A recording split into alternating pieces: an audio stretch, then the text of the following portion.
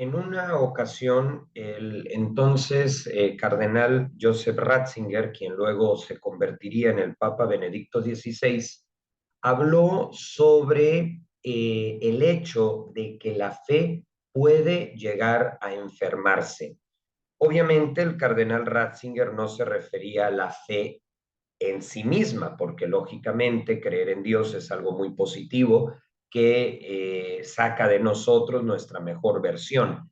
A lo que él se refería cuando utilizaba la palabra enfermedad y la palabra fe era a que hay ciertas formas de vivirla que pueden resultar tóxicas, que pueden resultar una distorsión que no solamente le haga daño a la persona que está confundida, sino que, como lo hemos visto en la historia, en sus expresiones más delicadas, pues pueden llegar a generar oleadas de violencia y afectar al bien común, es decir, ir más allá del daño individual, ¿no? Así que, valiéndome de esta reflexión que en su momento hizo el cardenal Joseph Ratzinger y que también nos sirve como orientación al momento de poner en práctica la fe, pues quise generar este video con el título que tienen ustedes en pantalla, Enfermedades de la Fe, ubicarlas para gestionarlas. Quiero subrayar que la fe en sí misma no puede enfermarse, viene de Jesús. Lo que sí puede enfermarse es la manera de percibirla y de ponerla en práctica, muchas veces por falta de formación, por falta de algún acompañamiento adecuado. Así que vamos a conocer algunas de estas enfermedades, de estas patologías, de estas distorsiones. Yo las he organizado en cuatro porque son las que históricamente han sido más frecuentes y a las que cualquier persona es vulnerable. Lo importante es ubicarlas, pues para generar una cultura de la prevención y saber cómo gestionarlas de manera que vivamos la fe como hay que vivirla, sin cuestiones ideológicas o distorsionadas. Así que dicho esto, vamos a pasar ahora a estos cuatro puntos que podemos llamar enfermedades de la fe. El primero es el fanatismo, el segundo el narcisismo espiritual, el tercero la evasión de la realidad y el cuarto el espíritu de derrota, también llamado derrotismo. Les aclaro que obviamente esta lista se puede aumentar, pero para que el video no sea demasiado largo y nos quedemos en el rollo, pues hay que ir concretamente a estos cuatro puntos que históricamente han sido los más comunes. Comienzo con el primero, que es el más peligroso, ¿sí? Y ante el que debemos de estar con los ojos bien abiertos, en modo alerta, porque es la expresión más radical que puede llegar a darse cuando la fe se distorsiona por el motivo que sea. Y es el fanatismo. Cuando se cae en este tipo de patología, pues se llega a situaciones de intolerancia y en los casos más extremos a cuestiones de violencia. Por eso el Papa Juan Pablo II, cuando llegó el año 2000 por el jubileo y el cambio de milenio, hizo toda una reflexión acerca de las etapas de la historia de la humanidad en el que se había instrumentalizado el nombre de Dios para arrebatar vidas, en donde se llegó a instrumentalizar el nombre de Dios para generar guerras, ¿no? Entonces, desde esa conciencia que el Papa Juan Pablo II quiso generar, pues subrayó la importancia de evitar a toda costa el fanatismo, tanto en su expresión, digamos, más simple, sí, que puede ser una cuestión de opinión de la persona, o sea, de que la persona sea fanática, pero no llega al extremo de un movimiento o de una especie de ola de violencia, ¿no? Sino que sea fanática en su forma de relación con Dios, como también en el caso más extremo que ya mencionamos. Pero ¿cuál es la raíz del fanatismo, tanto en su expresión mínima como en su expresión máxima, que ya dijimos es peligrosa? La raíz del fanatismo nos lleva a una palabra que es un poco técnica, pero es necesario decirla, y que es el término fideísmo, con acento en la I. ¿Qué es el fideísmo? Una persona, o más bien, ¿en qué consiste el fideísmo? Este se da cuando una persona acepta la existencia de Dios, pero rechaza la existencia del método científico, rechaza el valor de la ciencia y de la tecnología. Entonces, el fideísmo hace que la fe se cierre a la razón y caiga en el terreno de la ideología. Precisamente por eso en la Iglesia Católica hay diversos documentos donde se nos define como personas de fe, pero también de ciencia. Es decir, no se puede ser católico y solo tener fe, ni tampoco se puede ser católico y solo aceptar la ciencia. Se requiere de estos dos pilares que se complementan, fe y razón. Por eso existe la encíclica del Papa Juan Pablo II, donde se desarrolla toda esta cuestión que lleva por título en latín Fides et Ratio, o sea, fe y razón. Y ahí el Papa Juan Pablo II, con la asesoría del cardenal Ratzinger, pone por escrito la necesidad de evitar el fideísmo, que es la causa del fanatismo. Y para explicarlo con un ejemplo, si están pues las personas que se enferman de X cosa y dicen, yo no voy al doctor, se lo voy a pedir a Dios y Él me va a curar. Eso es una actitud fideísta y totalmente incongruente con la fe católica. ¿Por qué? Porque Dios te diría, yo que soy la causa de todo lo que existe, en el diseño puse la existencia de la medicina con los componentes químicos, terapéuticos que tú necesitas para salir adelante o para poder atender esa enfermedad. Por lo tanto, si yo puse esos medios de salud, si yo puse la necesidad de un médico, no quieras tú cambiar la regla y hacerlo solo por la vía de la fe. Por supuesto que cuando estamos enfermos hay que hacer oración en el sentido de, Dios mío, ayúdame, ilumina la mente del médico, pero no por ello voy a caer en el absurdo de cerrarme a las posibilidades éticas que la ciencia me ofrece.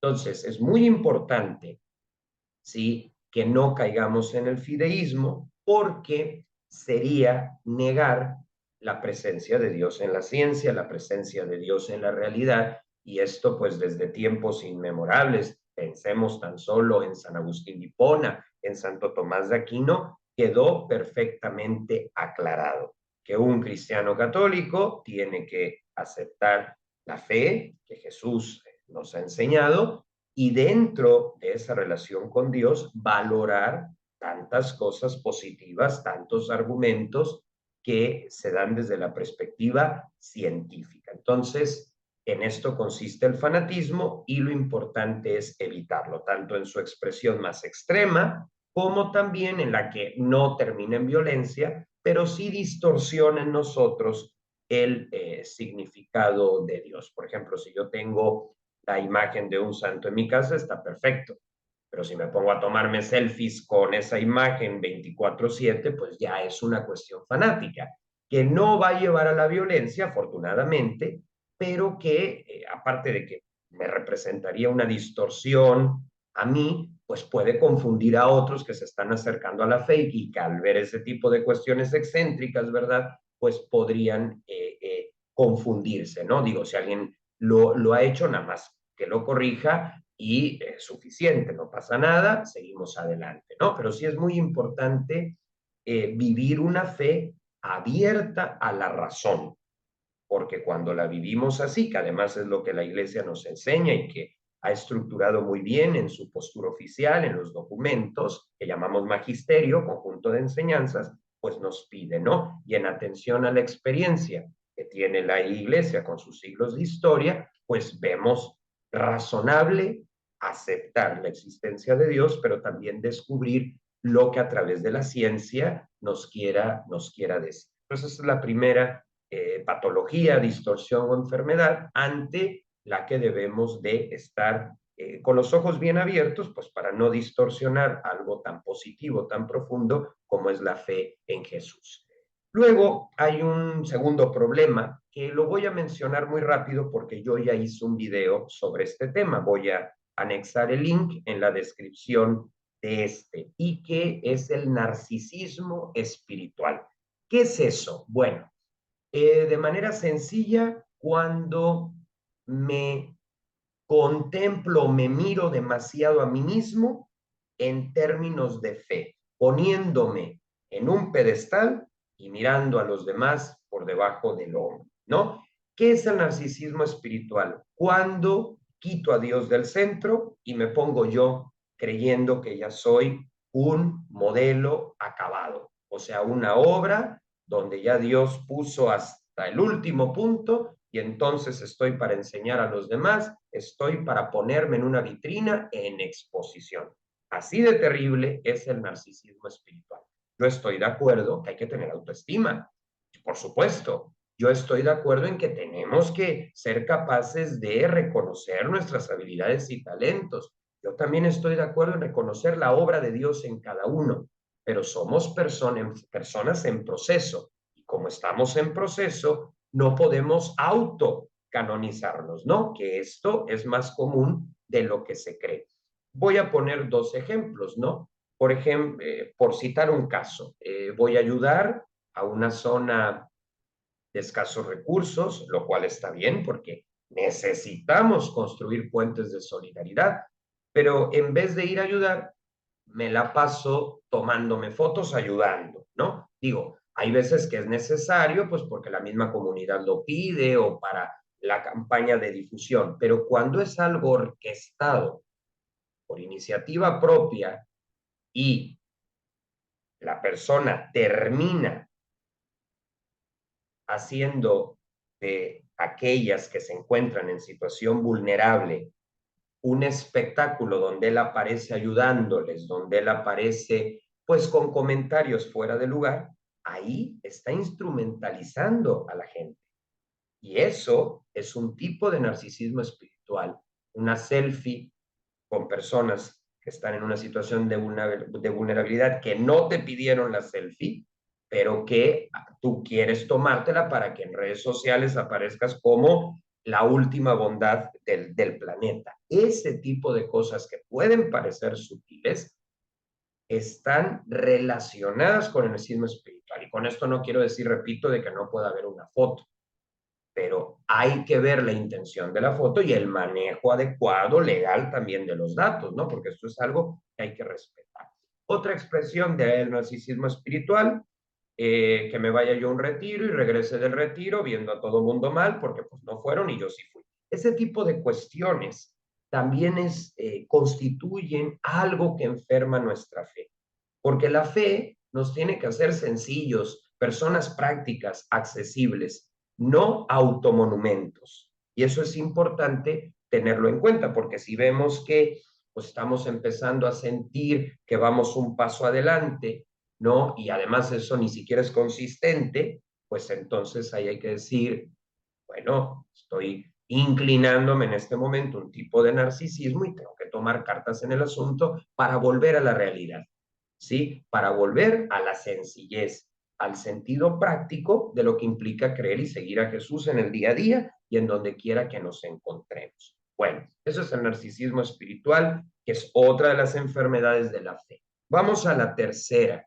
Esta también es desde alto riesgo, evasión de la realidad. A ver, la fe no es para guardarme en un búnker.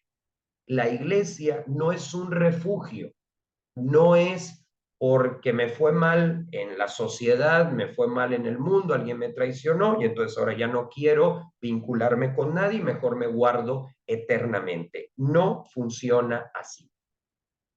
El hecho de tener fe nos lleva a estar en contacto con la realidad, porque Dios habla a través de las personas y de las circunstancias, no es algo mágico. Hay medios a través de los cuales nos va marcando la hoja de ruta y esa es la realidad. Entonces, Si mi fe me lleva a encerrarme en mí mismo al punto de que no me entero cómo está la economía, al punto de que no me entero quién va a ser los candidatos, al punto de que no me entero de nada más que de mí mismo, pues ahí hay que corregir porque la fe no es aislamiento. Claro, siempre que digo esto no falta la persona que me dice, pero ¿y los monjes y monjas de clausura? ¿Qué dices de ellos? Lo que yo digo de ellos es que son excelentes en el sentido de que no están evadiendo la realidad, porque precisamente se retiran a una vida de oración para presentar a Dios la realidad humana, ¿sí? De la que forman parte. Por ejemplo, pienso en España, en torno a los monasterios hay ciudades y pueblos donde hay un verdadero vínculo entre el monasterio y los habitantes, donde les piden oraciones, donde les piden consejo. Por lo tanto, la vida contemplativa no es evasión de la realidad, es justamente pedir por la realidad y ofrecer una mirada distinta de esa realidad. Por lo tanto, excelente lo que hacen. Aquí es más bien cuando en vez de ir a tomar fuerza al grupo juvenil, no quiero salir de él, ni quiero relacionarme con alguien que piense diferente de mí porque me da miedo, porque no sé cómo va a ser. Tampoco se trata de salir con todo el mundo, ¿no? Claro que hay que cuidar también las amistades, etcétera, pero lo que trato de decir es que la fe es contacto con la realidad y no obstáculo. Me decía una persona, yo cuido mucho mi hora diaria de oración y le dije, no, pues está perfecto. Le digo, pero ¿cuándo la haces? Y me dice, no, pues de 10 de la mañana a 11. Y me acuerdo que le dije, pero a esa hora estás trabajando. Y me dijo, ah, sí, pero pues no me importa pedir primero la oración. Le dije, no, porque ahí estás evadiendo la realidad. Está muy bien tu hora de oración, pero tiene que ser fuera de la jornada laboral, ya sea en la mañana, al salir o en la noche, pero no durante, porque durante es el fruto de esa hora de oración, es el resultado de esa hora de oración. Pero tú no puedes tener al cliente ahí esperándote porque estás rezando.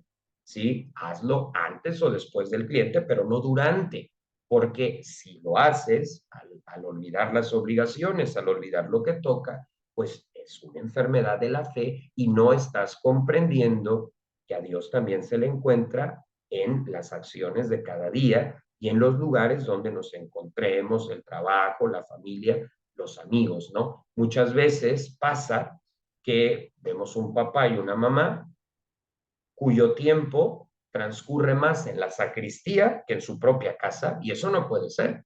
O sea, si vives en la sacristía, estás evadiendo la realidad.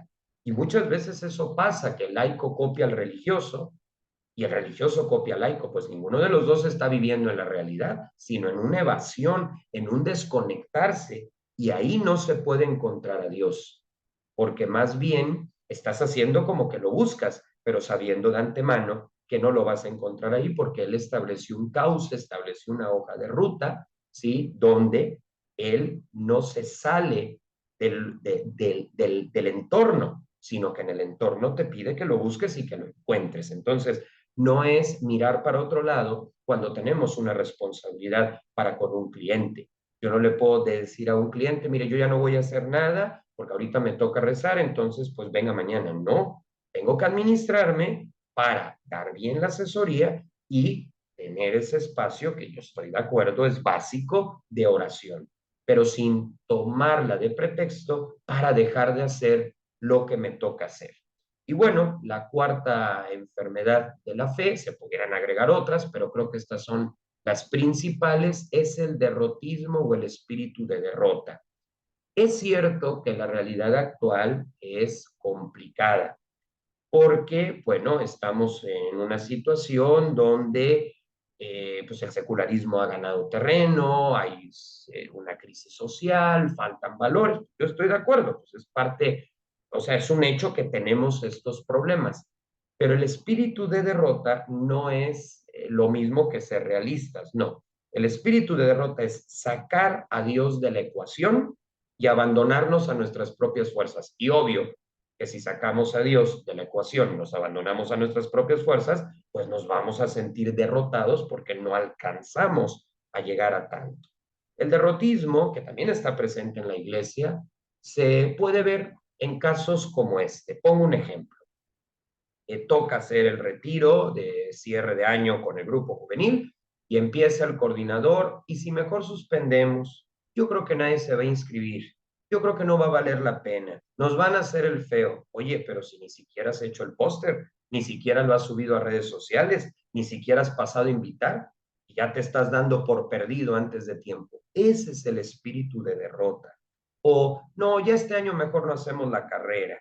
O no, mira, ya este año mejor pues ya ni remodelamos la escuela. Total, ya vamos de salida. ¿Cómo que de salida? Vamos de llegada. Es verdad que la última palabra la tiene Dios, pero como iglesia tenemos que hacer lo posible para revitalizar. Como iglesia tenemos que hacer lo posible para que lo que esté en nuestras manos se renueve y no dejarlo morir, porque a veces se nos olvida lo que le costó a los que estuvieron antes de nosotros construir esa escuela católica, ese hospital católico, esa parroquia. En dado caso, reubicar, en dado caso, ver otras posibilidades, pero dejar de darnos por vencidos y sobre todo cuando encima es antes de tiempo, porque ahí lo que se refleja es falta de fe. Y como se diría en espacios más así comprensibles, como en el fútbol, ¿sí? Es falta de amor a la camiseta, ¿no? Yo creo que es un lenguaje muy importante porque dejarnos derrotar, o como decía el Papa Juan 23, no ser profetas de calamidades, ¿no? Sí, ser realistas con los problemas que tenemos, mirarlos de frente, sin algún tipo de diluido, pero una vez que hago el diagnóstico, me ocupo en responder con ayuda de Dios en primer lugar, porque Él no falta, y precisamente al ponerlo en la ecuación, las cosas caminan y entonces superamos ese mal espíritu de derrota, ¿no? De ir siempre para atrás. Yo por eso admiro a los fundadores que han llevado una vida ejemplar, porque donde todo mundo veía cierre, ellos veían apertura. Lo que los movía, pues era la fe y que no se habían dejado enfermar por el derrotismo. Bueno, pues yo creo que con esto ya tenemos bien planteado el video, las 4 problemáticas que se pueden llegar a presentar en el camino de la fe y que hay que estar alertas para no caer ni en el fanatismo, ni en el narcisismo espiritual, ni en la evasión de la realidad, ni en el derrotismo. Y a modo de conclusión, ¿cómo se previene todo esto? O sea, ¿cuáles son las claves? Pues yo diría que hay 3 claves, se tienen que dar las 3, obviamente, que es la oración, importantísimo, porque pues nuestro camino es de fe, y sin oración pues no hay forma de recorrer esta hoja de ruta. Lo segundo, la formación, hay que estudiar, hay que prepararnos, ¿sí? No podemos ser católicos y al mismo tiempo ignorar lo que ello representa. Y más ahorita que hay N cantidad de opciones virtuales, presenciales, semipresenciales, formarnos. Y lo tercero, dejarnos acompañar por alguien con experiencia y con el perfil adecuado.